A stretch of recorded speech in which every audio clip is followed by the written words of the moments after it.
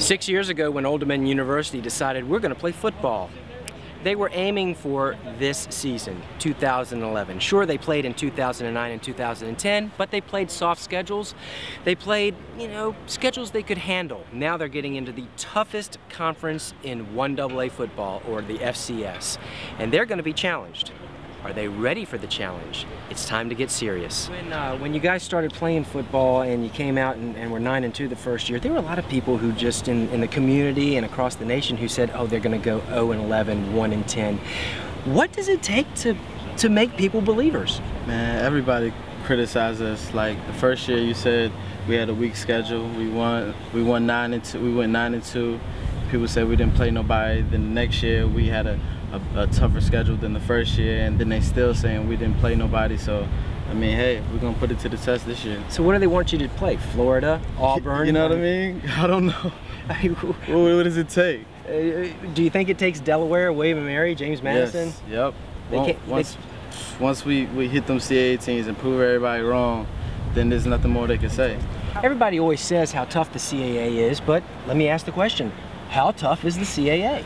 In my opinion, it's pretty tough. Like I said, when people say it's like the SEC of 1AA football, they're not lying, because week in and week out, you really have to play your best. You usually have the best players and from all over the country that are playing in this league, and you just have to consistently bring your best. Bring your best to the table, I think that's the toughest part about the CAA.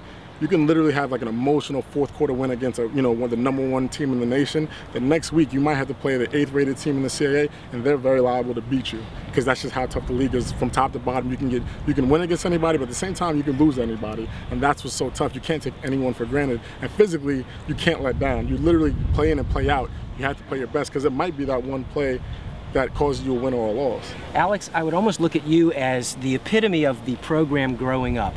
Your first year here, you had a buzz cut and you weighed 185 pounds. Now you look like something out of like a Samson movie, and you weigh what, 217, 218? Yeah, I'm pushing 220. How important is that for this program to man up, to actually become, go from being an 18-year-old to truly a young man? Well, that has a lot to do with it. I mean, everyone comes in as a freshman, and you got to gain the weight. Got to be strong enough to play in the CAA, and that's what we focused on last season. All right, Thomas, you're from California. You probably thought of rivalries as being Cal State Fullerton versus Long Beach State or something when you were growing up. I don't know, what was the best? I would probably say USC, UCLA. Oh, obviously that one. Yeah. I mean, that's the big schools, but up and down the coast, you got rivalries here, there, in pockets and stuff like that. I'm sure Stanford and Cal would be a rivalry. Mm-hmm. But have you had to have the rivalries explained to you around here as to what is an East Coast rival? I did. I was introduced to that at Media Day, and I'm kind of learning along the ways. But to me, it's the first time I played anybody, so I don't really dislike anyone more than somebody else. But you're being told you're supposed to despise James Madison, right? Yeah, that's what I was told. So hey, if that's what I have to do, I guess that's what we're gonna have to do. Right? And Richmond, you just really can't stand Richmond, right? Yeah, pretty much all the Virginia schools they said we can't be friends with. You just can't text them. Don't call me. Don't text. We're not friends. Don't email. Get out of here. Yeah.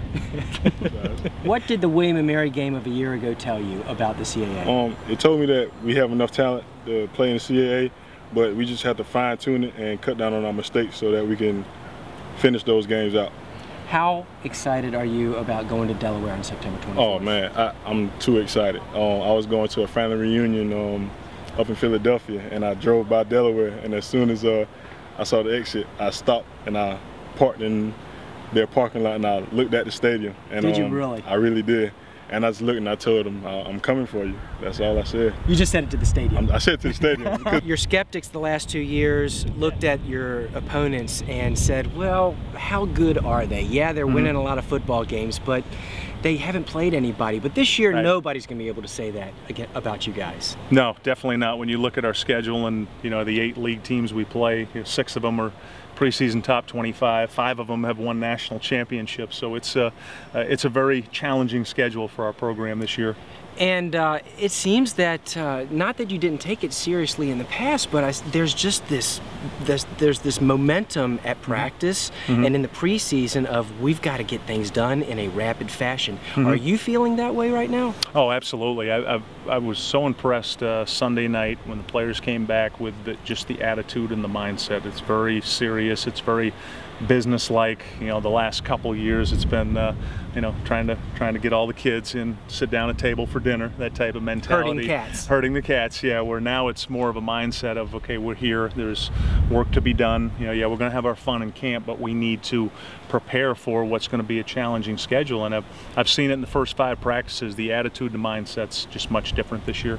Now, you're a coach, so I expect that your answer will be, coach speak means we're looking at Campbell. We're looking at Campbell on September 3rd. First games first, First games first and all that stuff. But seriously, when September 24th rolls around and you have to roll into Delaware and it gets, it's on like Donkey Kong. I mean, are you guys Rich ready Radford, for ladies it? and gentlemen. He'll be here all week. Are you guys ready for September 24th? I mean, I can't answer that right now. You know, it's about finding out who we are right now as a team and seeing where we are and still developing the depth.